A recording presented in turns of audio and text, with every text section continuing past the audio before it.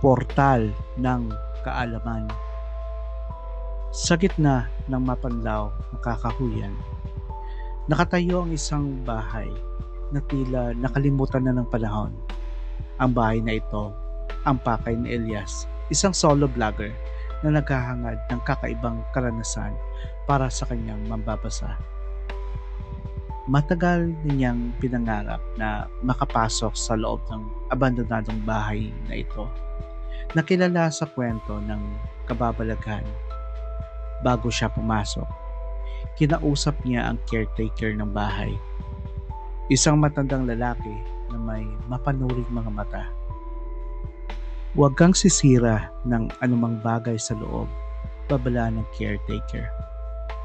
Ang bahay na ito ay may sariling kasaysayan at ang mga bagay dito ay may sariling buhay. Ngunit, hindi lubusang pinansin ni Elias ang babala. Sa kanyang isipan, ang lahat ay para lamang content sa kanyang vlog. Nang tuluyan siyang makapasok sa loob, biglang sumara ang malaking pintuan. Nagdulot ng kakaibang kaba sa kanyang dibdib habang naglalakad siya sa madilim na pasilyo. May narinig siyang katok sa pintuan. Dahil sa takot, kumaripa siya ng takbo at nagtago sa isa sa mga silid. Sa kanyang pagmamadali, nasagip niya ang isang lumang florera na nabasag sa sahig. Pinulot niya ang mga piraso nito at sa kanyang pagmamadali, nasugatan niya ang kanyang kamay. Hindi tumitigil ang pagdurugo at lalo siyang kinabahan. Pagkatapos, ramdam niya na may tumutulo sa kanyang noo. At nang hawakan niya ito, mas lalo siyang natakot sa dami ng dugo. Naghanap siya ng salamin at nang nakita niya ang kanyang refleksyon, halos may matay siya. May sugat ang kanyang noo at sa gitna nito, may nagbukas na ikatlong mata. Sa pagtataka, pinunasan niya ang dugo at nang mawala ito, nakita niya ang mata. Sa paglingon niya, nagbago ang atmosfera ng bahay. Biglang naging malinaw ang paligid. At may mga tao na sa loob na tila nagdiriwang ng isang piging. Nagkaroon si Elias ng kakaibang kakayahan. Ang kakayahang makita ang mga multo at nagkukubli sa loob ng bahay. Nagpasya siyang tumakas, ngunit nang makalabas siya, may naririnig pa rin siyang isang katok sa pintuan. Lumingon siya at nakita niya ang anino na kumakatok. Isang anino na tila naghihintay sa kanyang pagbabalik. Ang ikatlong mata ni Elias ay nanatiling bukas at sa kanyang pag-alis, alam niyang hindi na siya makakatakas sa mga anino ng nakaraan. Ang bahay ay hindi lamang isang lugar, kundi isang portal at siya, ang vlogger, ay naging bahagi ng madilim na kasaysayan nito. Nang makalabas si Elias sa pintuan ng abandonadong bahay, ang malamig na hangin ng gabi ay dumaloy sa kanyang balat. Ngunit hindi ito napawi ang takot na namuo sa kanyang puso. Ang ikatatlong mata sa kanyang noo ay nanatiling bukas, isang permanenteng marka ng kanyang pakikipagsapalaran sa loob ng bahay. Habang naglalakad siya pabalik sa kanyang sasakyan, napansin niya ang mga anino na sumusunod sa kanya. Hindi sila tila normal na anino. Sila ay gumagalaw na figura. Mga anino ng mga multo na nakita niya sa loob ng bahay. Ang kanyang ikatlong mata ay nagbigay sa kanya ng kakayahang makita ang mga hindi nakikita ng iba. Sa kanyang pag-uwi, hindi niya magawang ipikit ang kanyang mga mata. Ang mga imahe ng multo, ang mga piging, ang anino sa pintuan, ay patuloy na naglalaro sa kanyang isipan. Ang kanyang apartment ay naging isang madilim na lugar kung saan ang mga anino ay tila nagtatago sa bawat sulok. Sinusubukan niyang isulat ang kanyang karanasan sa kanyang blog, ngunit ang mga salita ay tila hindi sapat upang maipahayag ang kanyang nararamdaman. Ang mga larawan na kinuha niya sa loob ng bahay ay nagpapakita lamang ng mga normal na mga bagay. Walang bakas ng mga multo o ng ikatlong mata. Sa mga sumunod na araw, nagbago ang buhay ni Elias. Hindi na siya ang dating vlogger na naghahanap ng mga kakaibang karanasan. Siya ay naging isang tagapagmasid ng mga hindi nakikita. Isang tagapagpadala ng lihim na hindi niya kayang ibahagi. Ang kanyang ikatlong mata ay naging isang sumpa at isang biyaya. Nakita niya ang mga multo sa mga kalye, sa mga gusali, sa mga tao. Nakita niya ang mga lihim na hindi dapat makita. Ang mga anino ay naging kanyang mga kasama. Ang mga multo ay naging kanyang kaibigan. Isang gabi, habang naglalakad siya sa isang madilim na kalye, nakita niya ang anino ng isang babae na umiiyak. Sinundan niya ito at natatpuan niya ang kanyang sarili sa harap ng isang lumang simbahan. Ang babae ay nakatayo sa harap ng isang puntod, umiiyak para sa kanyang nawalang anak. Sa pamamagitan ng kanyang katlong mata, nakita ni Elias ang multo ng anak ng babae. Isang batang lalaki ang naglalaro sa paligid ng puntod. Nakita niya ang kalungkutan at ang pagmamahal na nag-uugnay sa ina at anak. Sa sandaling iyon, naintindihan ni Elias ang tunay na kahulugan ng kanyang ikatlong mata. Hindi ito isang sumpa, kundi isang kakayahan upang makita ang mga kwento ng hindi nakikita ng iba. Ito ay isang kakayahan upang makita ang mga koneksyon sa pagitan ng mga buhay at kamatayan, sa pagitan ng nakaraan at kasalukuyan. Mula noon, ginamit ni Elias ang kanyang ikatlong mata upang tulungan ang mga kaluluwa na nawawala. Isang madilim at maulap na gabi, pauwi na si Elias matapos mag-imbestiga sa isang lumang hospital na pinagkukunan ng mga kwentong multo para sa kanyang vlog.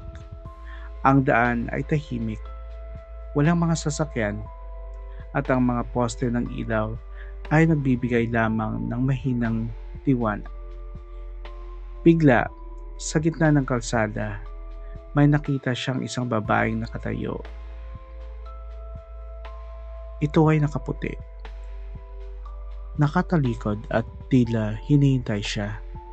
Bakit may tao sa gitna ng kalsada ng ganitong oras? Bulong ni Elias sa sarili.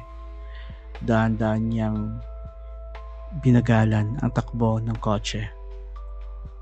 Nag-aalala na baka may nangyaring aksidente. Ngunit habang papalapit siya, ay unti-unting lumilingon ang babae. At doon niya nakita ang nakakagimbal na tanawin. Dugo sa buong tiyan nito at sa kamay nito may hawak na kutsilyo. Patuloy na sinasaksak ang sariling katawan. Tulong, anang babae. Ngunit ang boses nito ay parang hanging malayo, malungkot at puno ng sakit. Biglang kumunot ang noo ni Elias. Ang ikatlong mata sa kanyang noo ay nagsimulang mag-init at sa isang iglap, nakita niya ang totoong anyo ng babae. Isang multo, isang biktima ng karahasan, at hindi ito humihingi ng tulong para sa sarili. Hinihintay nito ang tunay na pumatay sa kanya. Nang nalaman iyon ni Elias, agad siyang humarurot palayo. Ngunit sa rearview mirror, nakita niyang nakatayo pa rin ang babae sa gitna ng kalsada at ngumiti ito sa kanya. Kinabukasan, nag-research si Elias tungkol sa aksidente o krimen sa lugar na iyon at doon niya natuklasan ang isang kaso mula noong 23 taon na ang nakalipas. Isang babae ang pinagsamantalahan at pinatay ng kanyang asawa sa mismong bahay na malapit sa kalsadang iyon. Ang babae ay nagpakamatay sa harap ng lalaki. Sinasaksak ang sarili bilang huling paghihiganti upang ang lalaki ay habang buhay na maalala ang kanyang mukha. At ngayon, ang multo na ito ay naghihintay pa rin dahil ang asawa nito ay buhay pa. At alam ni Elias ang kailangan niyang gawin, isang bagay. Ngunit ang tanong ay, dapat ba niyang tulungan ang multong naghihiganti?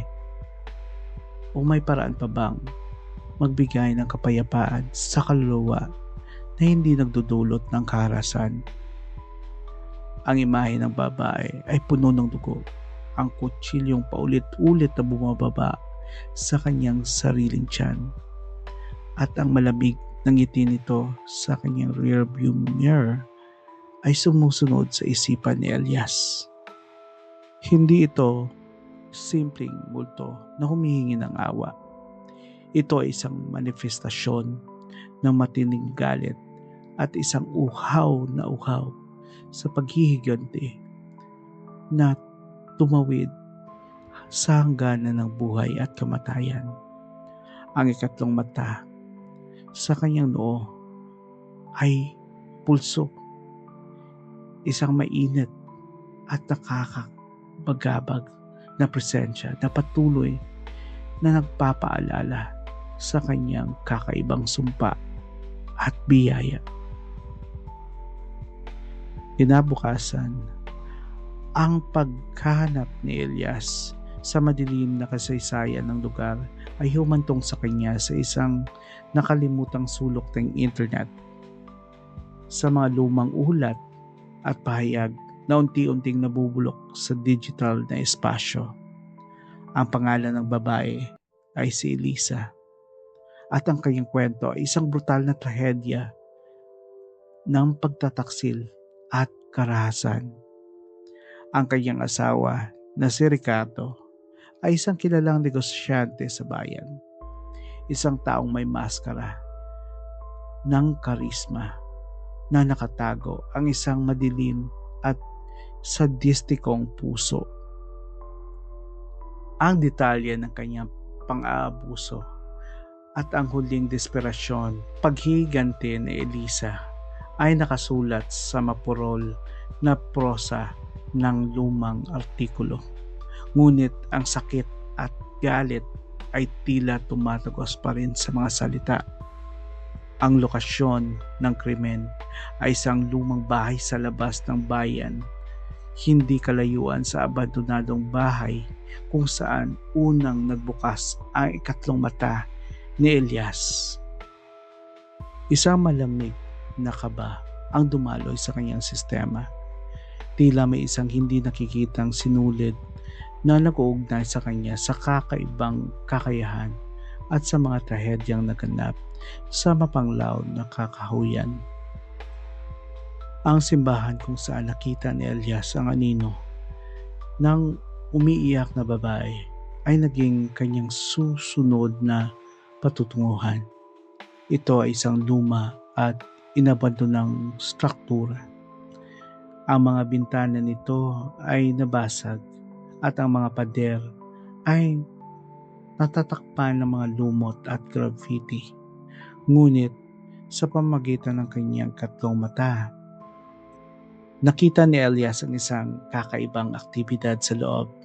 Hindi lamang ang mga anino ang umiiyak na ina ang naroon, kundi marami pang ibang mga anino, mga figura na balot ng kalungkutan at paghihintay.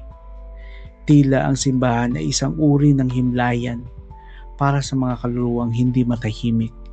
Isang lugar kung saan ang mga natitirang emosyon ay nanatili sa hangin. Sa loob ng simbahan, ang hangin ay mabigat at malamig. Puno ng mahihinang bulungan na tila nagmumula sa mismong mga bato. Nakita ni Elias ang multo ng ina na nakaluhod sa harap ng isang puntod. Ang kanyang anino ay nanginginig sa walang katapusang pagdadalamhati. Sa paligid niya, ang iba pang mga anino ay gumagala ng walang layon. Ang kanilang mga mukha ay puno ng sakit at pagkalito. At doon, naglalaro malapit sa altar ay ang multo ng kanyang anak. Isang batang lalaki na walang kamalay-malay sa kalungkutan na bumabalot sa kanyang ina. Nang subukan ni Elias na lapitan ang multo ng ina, isang malamig na presensya ang umarang sa kanya. Ito ang multo ng babae na puno ng dugo, si Elisa. Ang kanyang puting damit ay tila kumikislap sa dilim at ang kanyang mga kamay ay nagliliyab sa isang malamig na galit. Sa kanyang kamay pa rin ang madugong kutsilyo. Huwag kang makialam. Ang kanyang tinig ay isang malamig na bulong na tila nagmumula sa libingan. Siya ang dapat magbayad. Ngunit, ang paghihiganti ay hindi magdadala sa iyo ng kapayapaan. Sagot ni Elias. Ang kanyang boses ay naginginig ngunit matatag. Tingnan mo ang iyong sarili. Ikaw ay nakakulong pa rin sa sakit.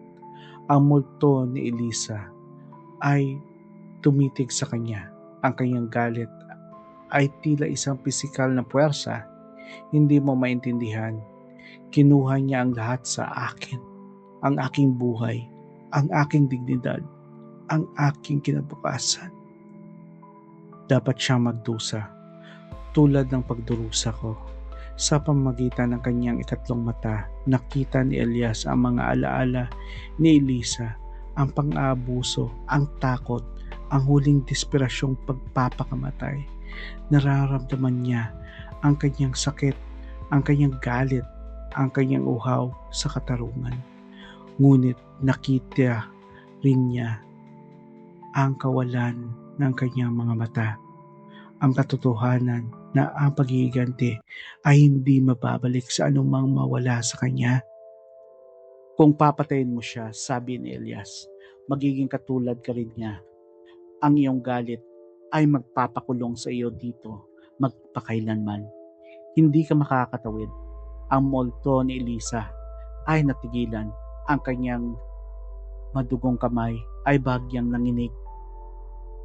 Ang ibang mga multo sa simbahan ay huminto sa kanilang walang layong paggala at bumaling sa kanila.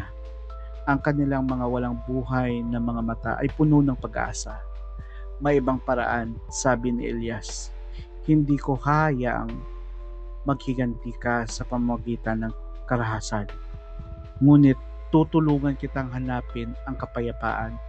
Tutulungan kitang hanapin ang iyong nakaraan at bumitaw. Ang multo ni Elisa ay tumitig sa kay Elias nang may pagdududa at galit. Ngunit sa kaibuturan ng kanyang puting mga mata, nakita ni Elias ang isang bahid ng pagod. Isang pahiwatig ng isang kaluluwang matagal nang nagdurusa. Ang bahay ng mga alaala. Desidido si Elias na tulungan si Elisa na makahanap ng kapayapaan. Kahit na nangunguhulugan ito na harapin ang kanyang kamatayan. Ang kanyang ikatlong mata ay naging kanyang gabay na nagpapakita sa kanya ng mas bakas ng kadiliman na nakaraan na bumabalot sa bayan. Ang bahay kung saan pinatay si Elisa ay nakatayo pa rin. isang madilim na silweta laban sa maputlang buwan. Ang hangin sa paligid nito ay malamig at mabigat, puno ng isang tahimik na kalungkutan.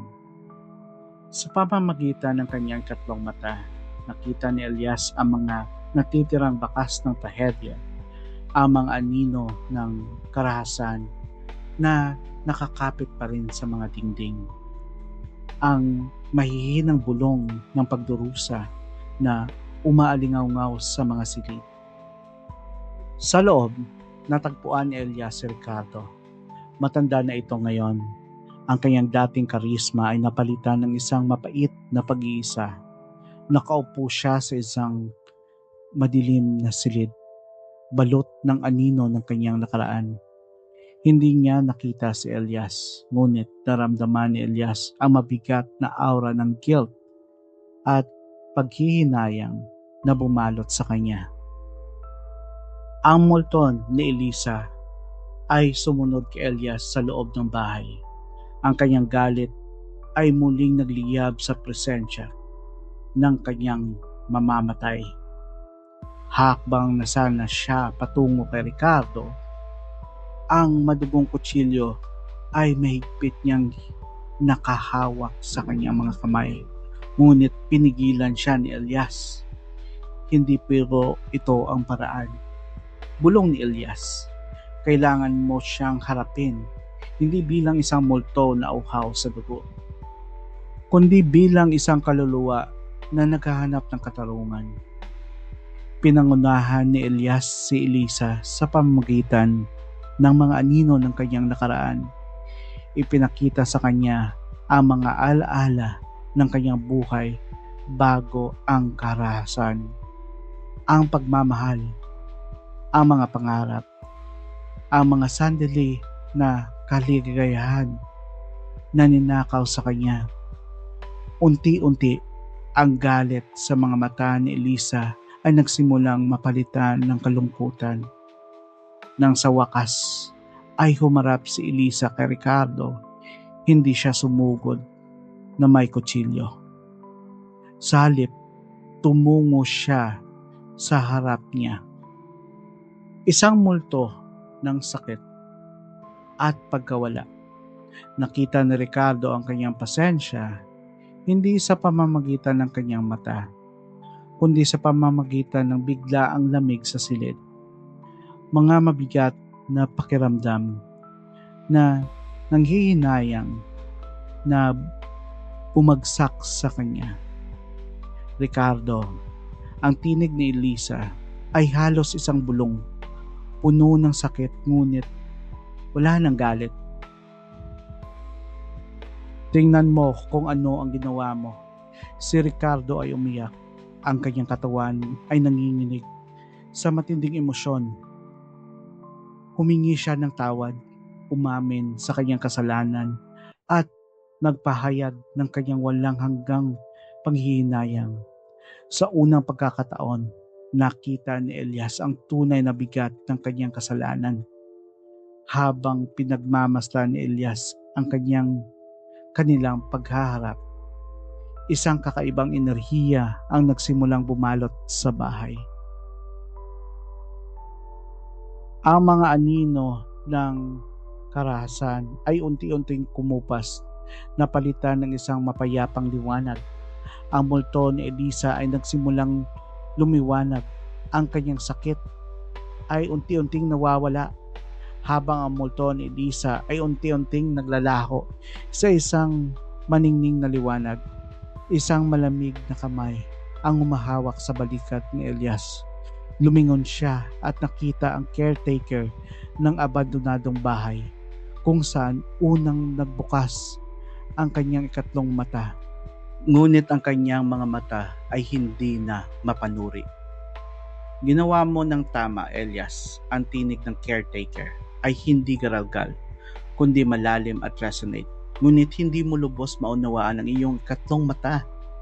Ang ibig mong sabihin, tanong ni Elias, naguguluhan.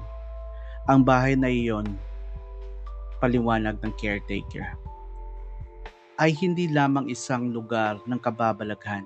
Ito ay isang uri ng sisidlan, isang lugar kung saan ang mga natitirang enerhiya ng mga taong may malalim na koneksyon sa pagitan ng buhay at kamatayan ay maaring magpakita ng kanilang sarili. Ikaw ay isa sa kanila.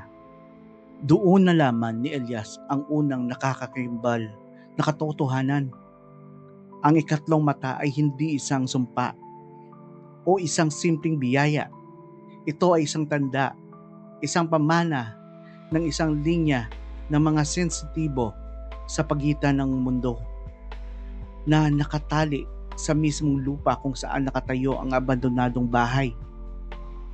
Ang caretaker ay hindi lamang isang tagapag-alaga. Siya ay isang kasama, isang membro ng parehong kakaibang linya. Habang tinatanggap ni Elias ang bigat ng bagong pagpapahayag, ang anino sa pintuan ng abandonadong bahay, ang anino na tila naghihintay sa kanyang pagbalik, ay lumitaw sa tabi ng caretaker. Ngunit ngayon, hindi na ito isang simpleng anino. Ito ay may anyo, isang figura na balot ng kadiliman. Ang mga mata nito ay kumikinang ng isang malamig at pamilyar na liwanag. Hindi ka maaring tumakas sa iyong tunay na layunin, Elias. Ang tinig ng anyon ay garalgal, ngunit mayroon isang nakakagimbal na pamilyar dito. Ang caretaker ay tumingin kay Elias na may matinding kalungkutan. Siya ang dahilan kung bakit binuksan ang iyong ikatlong mata. Siya ang naghihintay sa iyo. Doon nalaman ni Elias ang ikalawa at mas nakakatakot na katotohanan. Ang anino sa pintuan na hindi lamang isang random na presensya. Ito ay isang bahagi ng kanyang sarili, isang nakakatakot at nahihirapang aspeto ng kanyang kaluluwa na nakakulong sa pagitan ng mga mundo. Ang pagpasok niya sa bahay ay hindi lamang nagbigay sa kanya ng kakayahang makita ang mga multo. Ito ay nagpukaw rin sa kanyang sariling multo. Ang kanyang sarili ay hindi nalutas ang nakaraan. Ang kwento ay nagtatapos sa isang mabigat na kawalan ng katiyakan. Ang kapayapaan na natagpuan ni Elisa ay nagbigay kay Elias ng isang panandaliang pahinga. Ngunit ngayon, naghahanap siya ng isang mas personal na labanan. Ang kanyang ikatlong mata ay hindi lamang isang bintana sa mundo ng mga patay, kundi isang salamin sa kanyang sariling kaluluwa. Ang paglalakbay ng solo vlogger ay naging isang malalim at mas nakakatakot na pagtuklas sa kanyang sarili at sa mga anino na ninalang sa loob. Ang bahay sa mapanglaw na kakahuyan ay hindi lamang isang portal ng mga multo, kundi isang pintuan sa pinakamadilim na sulok ng kanyang sariling pagkatao. Ang katok sa pintuan ay hindi lamang isang babala. Ito ay isang tawag, at si Elias, ang tagakita ng mga multo, ay kailangan na ngayong harapin ang multo ng kanyang sarili.